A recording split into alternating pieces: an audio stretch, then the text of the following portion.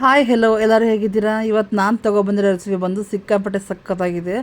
Chicken crispy recipe ಇದು. Chicken KFC ಅಂದ್ಕೊಂಡ್ರು ಅದೇ ಥರನೇ ಅನ್ಕೋಬೋದು, ಅದೇ ಥರ ಟೇಸ್ಟ್ ಬರುತ್ತೆ. ಮೊದಲಿಗೆ ನಾನು ಬೌನ್ಲೆಸ್ ಚಿಕನ್ನು ಮತ್ತು ಬೌನ್ ಚಿಕನ್ ಎರಡೂ ತೊಗೊಂಡಿದ್ದೀನಿ. ಎರಡೂ ತೊಗೊಂಡು ಸಣ್ಣಗೆ ಕಟ್ ಮಾಡಿಕೊಂಡು ಒಂದು ಬಟ್ಲಿಗೆ ಹಾಕ್ಕೊಂಡು ಮೊಸರು ಮತ್ತು ಪೆಪ್ಪರ್ ಪೌಡ್ರು, ರುಚಿಗೆ ತಕ್ಕಷ್ಟು ಉಪ್ಪು ಮತ್ತು ಗಾರ್ಲಿಕ್ ಪೌಡ್ರ್ ಹಾಕ್ಕೊಂಡಿದ್ದೀನಿ.